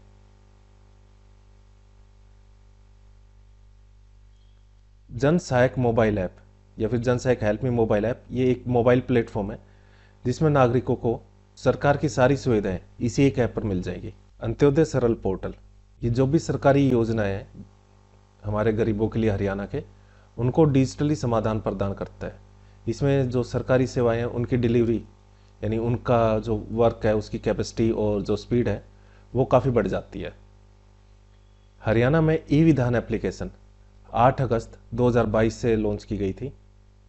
देखो, ई विधान एप्लीकेशन, ई से इलेक्ट्रॉनिक विधान, विधानसभा, यानी विधानसभा में जो भी काम होगा उसको पेपरलेस करने की, मतलब पेपर का यूज़ ना करने के लिए ये एप्लीकेशन चलाई गई है, सारा काम डिजिटली करने के लिए विधानसभा का। और मुख्यमंत्री अंत्योदय परिवार उत्थान अभियान, इसका उद्देश्य ऐसे परिवारों का आर्थिक उद्यान करना है जिनकी वार्षिक आय 1 लाख रुपए से कम की है। हरियाणा में उमंग प्लेटफॉर्म 2018-19 से शुरू किया गया था। उमंग प्लेटफॉर्म का मतलब है unified mobile application for new age. ये इंडियन सिटीजन को जो गवर्नमेंट की सर्विसेज है उनको एक्सेस करने के लिए सुविधा देता है। कल्पना चावला तारा मंडल कुरुक्षेत्र में स्थापित किया गया है। और स्वास्थ्य, महिला एवं बाल विकास को डिस्कस करते हैं। आयुष्मान भारत के तहत जो स्वास्थ्य केंद्र है, स्वास्थ्य कल्याण केंद्र, हेल्थ वेलनेस सेंटर, इनका नाम बदलकर आयुष्मान आरोग्य मंदिर रख दिया गया है। आयुष्मान आरोग्य मंदिर। कुरुक्षेत्र में हमारे जो माननीय राष्ट्रपति जी हैं उनके द्वारा 2022 को 29 नवंबर 2022 को निरोगी हरियाणा योजना स्टार्ट की गई थी। इसके तहत जिनकी आय, हरियाणा राज्य में जिनकी आय 1,80,000 से कम है साल की, उन परिवारों की व्यापक स्वास्थ्य जांच की जाती है। और 2022 को 21/11/2022 को अंत्योदय इकाइयाँ यानी जो गरीब हैं उनके लिए चिरायु हरियाणा योजना स्टार्ट की गई थी। इससे उनका स्वास्थ्य बीमा किया जाता है। इसका उद्देश्य जो आयुष्मान भारत है उसका लाभ जिनकी सैलरी साल की, जिन परिवारों की सैलरी साल की 1,80,000 रुपये से कम है, उनके परिवारों तक इस योजना को पहुंचाना है, उनका स्वास्थ्य बीमा करना है आयुष्मान चिरायु हरियाणा योजना के अंदर। 2023-24 के बजट में आयुष्मान भारत चिरायु योजना जो थी, जो 1,80,000 रुपये तक के परिवारों का स्वास्थ्य बीमा करती थी, उसको 3 लाख रुपए तक की वार्षिक आय वालों के परिवारों तक बढ़ा दिया गया था। 1.5 लाख से 3 लाख तक की जिनकी वार्षिक आय है उनको प्रति परिवार प्रति साल यानी हर साल प्रत्येक परिवार के लिए 1,500 रुपये का मामूली योगदान देना था। ये उनका 1,500 रुपये का प्रीमियम होता और उनका स्वास्थ्य बीमा हो जाता, जिसमें वे 5 लाख तक का अपना इलाज करवा सकते हैं। हरियाणा सरकार ने कैंसर, मधुमेह, हृदय रोग और स्ट्रोक, इनकी रोकथाम और नियंत्रण के लिए राष्ट्रीय कार्यक्रम में सबसे अच्छा प्रदर्शन, सर्वश्रेष्ठ प्रदर्शन करने के लिए देश में पहला स्थान हासिल किया है, प्रथम रैंक हासिल की है। ई संजीवनी ओपीडी स्टार्ट की गई है जिसमें टेली मेडिसिन, ऑनलाइन कंसल्टेंसी दी जाती है। राष्ट्रीय टेली परामर्श सेवा ये, मतलब फ़ोन के थ्रू ही उनको मेडिसिन की जानकारी दी जाती है और ऑनलाइन कंसल्टेंसी दी जाती है। हमारे प्रधानमंत्री नरेंद्र मोदी जी द्वारा श्री कृष्ण आयुष विश्वविद्यालय जो कुरुक्षेत्र में, इसकी आधारशिला रखी गई थी 2019 को। भारत सरकार द्वारा प्रदेश में गांव देवखाना जो झज्जर में है, यहाँ पर योग प्राकृतिक चिकित्सा शिक्षा एवं अनुसंधान स्नातकोत्तर संस्थान स्थापित किया है। यह हरियाणा का पहला योग प्राकृतिक चिकित्सा अनुसंधान संस्थान होगा। सरकारी यूनानी महाविद्यालय एवं अस्पताल नूकिया केरा गांव में स्थापित किया जाएगा। उत्कृष्टता केंद्र के रूप में स्वास्थ्य विश्वविद्यालय की स्थापना करनाल के जो गांव है कुटेल, वहां पर की जा रही है। और जिला फरीदाबाद, रेवाड़ी, कैथल, कुरुक्षेत्र और पंचकुला में नर्सिंग महाविद्यालय स्थापित करने की घोषणा की गई है।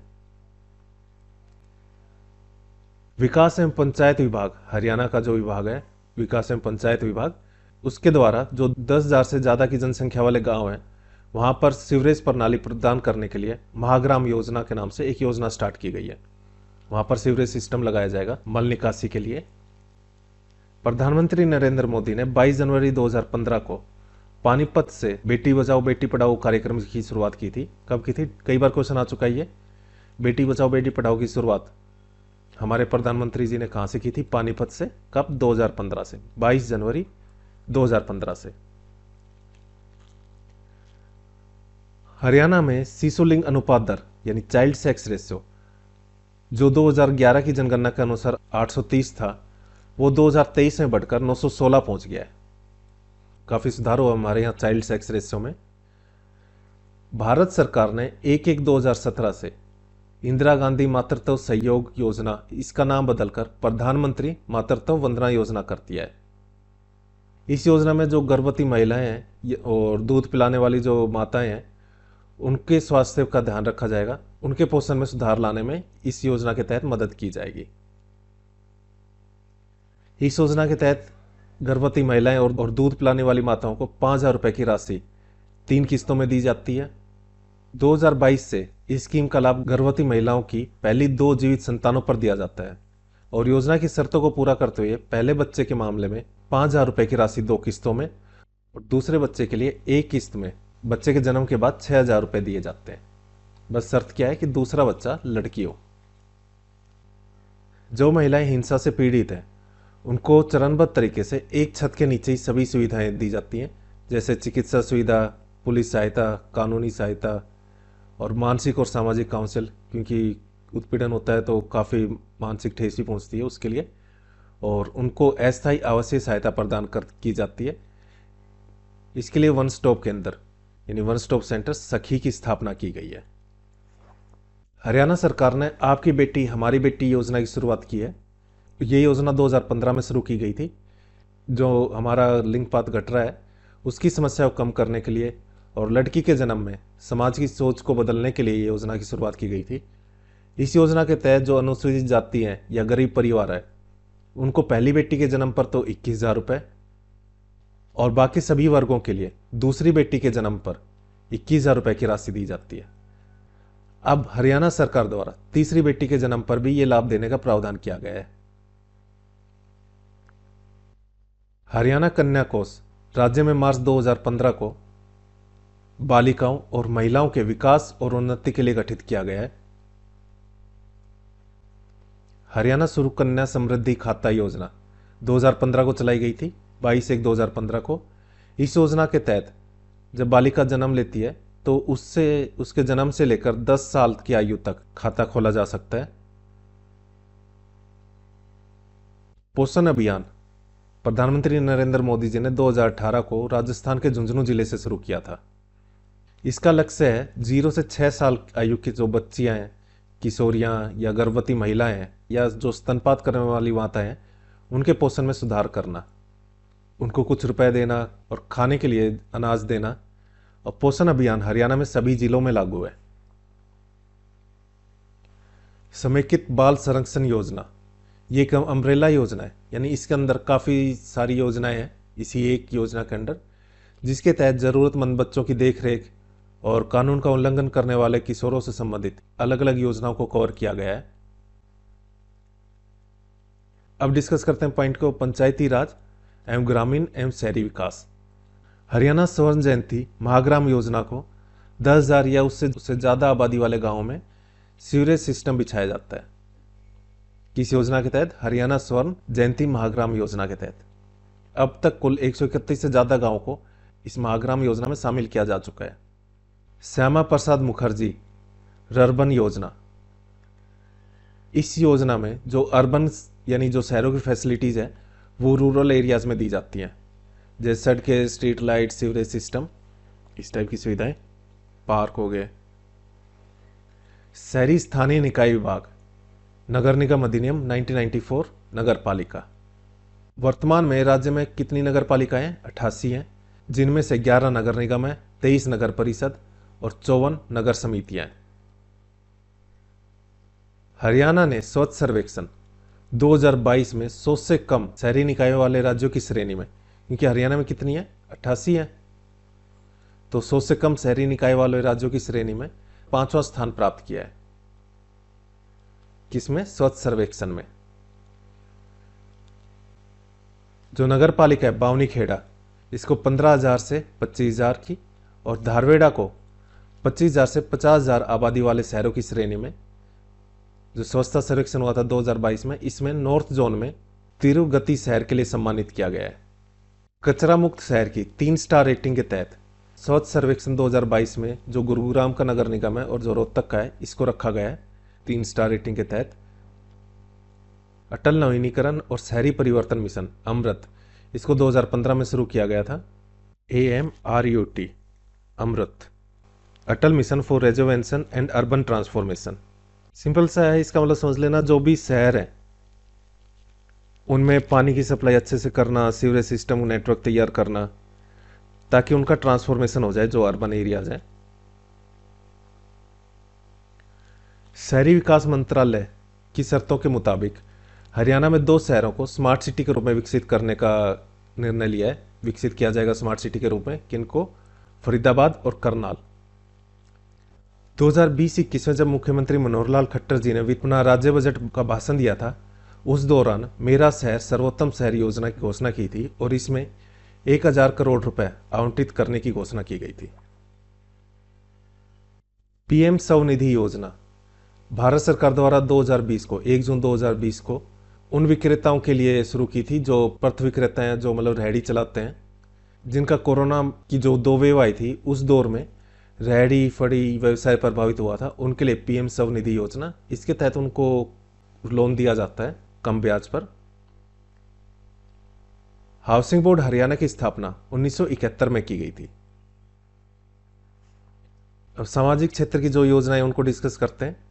मुख्यमंत्री विवाह शगुन योजना, इसके तहत जो राज्य के निवासी हैं अलग अलग श्रेणियों के, उनको 31,000 रुपए से 71,000 रुपए तक की वित्तीय सहायता प्रदान की जाती है विवाह पर।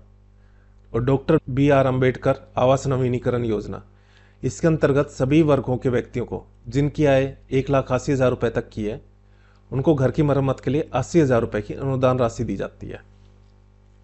डॉक्टर अम्बेडकर मेधावी छात्र संशोधित योजना, ये योजना मेधावी छात्रों के लिए शुरू की गई थी, सभी वर्गों के, उनको प्रोत्साहित करने के लिए। इसके अंडर परसेंटेज डिसाइड की गई है, एग्जाम में जो इतने परसेंटेज लाते हैं उसके आधार पर उनको 8,000 रुपए से लेकर 12,000 रुपए तक की प्रोत्साहन राशि दी जाती है जो मेधावी छात्र हैं उनको। मुख्यमंत्री सामाजिक समरसता अंतरजातीय विवाह शगुन योजना, इसके तहत अगर कोई अनुसूचित जाति के साथ विवाह करता है उनको प्रोत्साहित करने के लिए ये योजना है। जब कोई गैर अनुसूचित जाति का व्यक्ति एक अनुसूचित जाति के व्यक्ति के साथ शादी करता है तो उस विवाहित जोड़े को 2.5 लाख रुपए की प्रोत्साहन राशि दी जाती है, जिसमें 1,25,000 रुपए जोड़े के खाते में स्थानांतरित किए जाते हैं और बच्चे भी 1,25,000 रुपए संयुक्त बैंक खाते से 3 लाख के लॉक इन अवधि के लिए जमा किए जाते हैं। मतलब ये 3 साल के लिए इसको नहीं निकाल सकते, पर जमा है वे।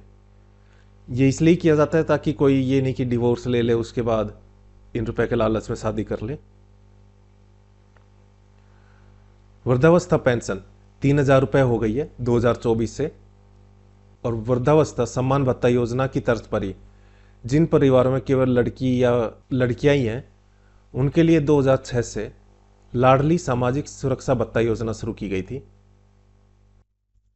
निराश्रित बच्चों के लिए वित्तीय सहायता योजना 1/3/2009 से शुरू की गई है। इसके अंतर्गत अलग अलग कारणों से जो बच्चे वंचित रहे अपने पेरेंट्स से 21 वर्ष तक, उनके बच्चों के माता पिता या जो उनका पालन पोषण कर रहे हैं संरक्षण, उनको वित्तीय सहायता प्रदान की जाती है। इसमें काफ़ी शर्तें हैं, जैसे जो उनकी देखभाल कर रहे हैं उनकी सैलरी 2 लाख रुपए ज़्यादा नहीं होनी चाहिए, माता पिता में से किसी एक का शारीरिक या मानसिक अक्षमता हो जिसकी वजह से उनको परेशानी हो बच्चों की देखभाल करने में, और बच्चों के पिता लगातार 2 साल से घर से बाहर रह रहे हो, या फिर उनके पिता की कम से कम 1 साल के लिए जेल हो जाए, उन बच्चों के लिए ये सुविधाएं हैं। तेजाब हमले से पीड़ित महिलाओं और लड़कियों के लिए वित्तीय सहायता योजना 26 फरवरी 2019 को शुरू की गई है और 2020 को 22 जनवरी 2020 को इस योजना में पुरुष और ट्रांसजेंडर को भी शामिल कर लिया गया है। जिनको शौर्य अवार्ड मिलता है युद्ध की वजह से, उनके लिए जो नकद पुरस्कार जारी किया गया है उनको देख लेते हैं। अगर परमवीर चक्कर मिलता है 2 करोड़ रुपए की राशि दी जाती है। जिनको महावीर चक्कर मिला है उनको 1 करोड़ रुपए की राशि, वीर चक्कर को 50 लाख की, और अगर शौर्य मेडल मिला है, सेना, नौसेना, वायुसेना मेडल मिला है तो उनको 21 लाख रुपए की राशि दी जाती है, इनाम राशि, पुरस्कार। देखो, परमवीर चक्कर में 2 करोड़ रुपए, महावीर चक्कर उसके बाद आता है, डायरेक्ट हाफ कर दो। उसके बाद वीर चक्कर महावीर चक्कर के बाद आता है तो उसमें भी हाफ कर दो, 50 लाख। उसके बाद आता है जो सेना, नौसेना, वायुसेना मेडल होते हैं उनके लिए फिर 21 लाख रुपए। ये तो था युद्ध के समय शौर्य पुरस्कार मिलता है। और शांति के समय शौर्य पुरस्कार के लिए अशोक चक्र मिलता है तो 1 करोड़ रुपए, कीर्ति चक्र 51 लाख रुपए, और शौर्य चक्र मिलता है तो 31 लाख रुपए, और सेना, नौसेना, वायुसेना मेडल मिलता है तो 10 लाख रुपए की राशि दी जाती है। झज्जर जिले के मातनहेल गांव में एक सैनिक स्कूल खोला जाएगा, उसकी प्रक्रिया अभी चल रही है। सरकार ने हरियाणा स्वर्ण जयंती के अवसर पर जो स्नातकोत्तर युवा हैं, जो डिग्री लिए हुए हैं, 72 स्नातकोत्तर युवा, उनको 100 घंटे के मानद कार्य के रूप में बेरोजगारी भत्ता और मानदेय प्रदान करने के लिए 1 नवंबर 2016 को शिक्षित युवा भत्ता और मानदेय योजना 2016 शुरू की, और इन सबको सक्षम युवा योजना के नाम से जाना जाता है। हिसार में 2015 में एक मॉडल कैरियर केंद्र स्थापित किया गया, जो 100% केंद्रीय प्रायोजित स्कीम है, सेंट्रल की स्कीम है। 100% केंद्रीय प्रायोजित स्कीम है नेशनल कैरियर सर्विस, NCS। इसके तहत हिसार, रोहतक, बडखल में 3 मॉडल कैरियर केंद्र स्थापित किए गए हैं। सबसे पहले कहां पर किया गया था? हिसार में, उसके बाद रोहतक में, और फरीदाबाद के बडखल में। 18 से 40 वर्ष की आयु सीमा के बीच के संगठित कार्यकर्ता को प्रधानमंत्री श्रम योगी मानधन योजना में शामिल किया जा सकता है। इस योजना के तहत जब उनकी एज 60 साल की हो जाती है तो 3,000 रुपए की पेंशन दी जाती है सरकार द्वारा। इसके लिए उनको, जब उनकी कामकाजी उम्र रहती है 18 से 40 साल तक की, उसके लिए एक मंथली प्रीमियम देना होता है। और ये योजना 2019 से शुरू की गई थी, 7/2/2019 से। अब टूरिज्म से रिलेटेड क्वेश्चन देखते हैं। हरियाणा पर्यटन विभाग ने पूरे राज्य में जो राज्य मार्ग हैं वहां पर पक्षियों के नाम से 42 पर्यटक स्थल चलाए हैं। और हरियाणा एकमात्र ऐसा राज्य है जिसमें, जो देश में आतिथ्य शिक्षा की सर्वोच्च संस्था है, national council for hotel management and catering technology, Noida पर्यटन मंत्रालय की यह संस्था है। भारत सरकार ने इसको स्थापित किया था। इससे संबंधित 5 होटल प्रबंधन संस्थान कुरुक्षेत्र, फरीदाबाद, पानीपत और यमुनानगर में है। यहां पर ये 5 होटल प्रबंधन संस्थान है। कुरुक्षेत्र को मुख्य पर्यटन गंतव्य के रूप में विकसित करने के लिए पर्यटन मंत्रालय ने, जो भारत सरकार का है, उसने आधारभूत पर्यटन संरचना विकसित करने के लिए कृष्णा सर्किट को चिन्हित किया है।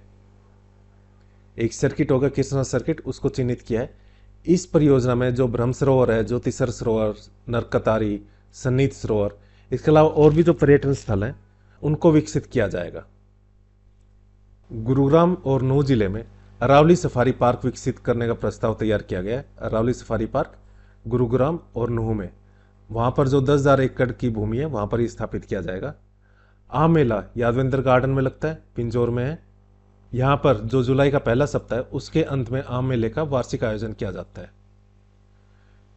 विरासत मेला भी पिंजौर के यादवेंद्र गार्डन में अक्टूबर के महीने में लगाया जाता है। विरासत महोत्सव आयोजित किया जाता है पिंजौर में। नेक्स्ट है दिवाली मेला। इसका 2023 का आयोजन फरीदाबाद के सूरजकुंड में किया गया था। कब से कब तक? 3 नवंबर से लेकर 10 नवंबर तक 2023 में।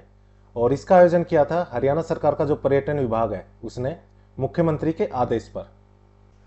पर्यावरण और जलवायु परिवर्तन विभाग पर्यावरण में जो प्रदूषण की समस्याएं हैं उनसे निपटने के लिए जल अधिनियम, वाटर एक्ट 1974, और वायु अधिनियम, प्रदूषण नियंत्रण और रोकथाम बोर्ड, वायु अधिनियम। और वायु अधिनियम किस लिए? ये प्रदूषण नियंत्रण करने के लिए, रोकथाम के लिए एक बोर्ड है। एयर एक्ट 1981 और पर्यावरण संरक्षण अधिनियम, EPA, environment protection act 1986। In act का प्रदूषण से निपटने में काफ़ी योगदान है और हमारे जो एनवायरमेंट है उसमें सुधार किया जा रहा है। वर्तमान में 2 विशेष पर्यावरण न्यायालय फरीदाबाद और कुरुक्षेत्र में। पहले ये कहाँ पे था? हिसार में था, फिलहाल कुरुक्षेत्र में। हरियाणा में स्वर्ण जयंती पर्यावरण प्रशिक्षण संस्थान है जो IMT मानेसर गुरुग्राम में है, वहाँ पर है। ये संस्थान जो आधुनिकीकरण की वजह से एनवायरनमेंट को जो नुकसान पहुंच रहा है, पर्यावरण को जो नुकसान हो रहा है, उस पर रिसर्च करती है।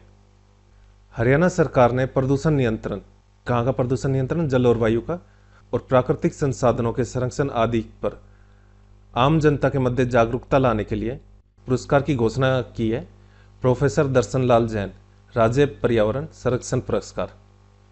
इसमें राज्य प्रत्येक वर्ष जो विजेता है उनको 3 लाख और 1 लाख के 2 पुरस्कार दिए जाएंगे, एक 3 लाख का और एक 1 लाख का। किस लिए? जिससे आम जनता है उसके मध्य जागरूकता है पोल्यूशन कंट्रोल को लेकर। आंगनवाड़ी केंद्र के लिए पूरक पोषाहार योजना के तहत जो 1 से 6 वर्ष की आयु के जो बच्चे हैं, गर्भवती महिलाएं हैं या फिर स्तनपान करने वाली महिलाएं हैं, उनको fortified flavoured skimmed milk powder दिया जाएगा उनके पोषण के लिए। इस लेक्चर में इतना ही। अगर आपको लेक्चर अच्छा लगा हो तो लाइक, शेयर और सब्सक्राइब करें। कोई डाउट है तो आप कमेंट बॉक्स में कमेंट करके पूछ सकते हो। हमने हरियाणा के एग्जाम्स के लिए 2 सीरीज स्टार्ट की है, एक हरियाणा हाल फिलहाल करंट अफेयर्स और दूसरी हरियाणा जीके फटाफट रिवीजन।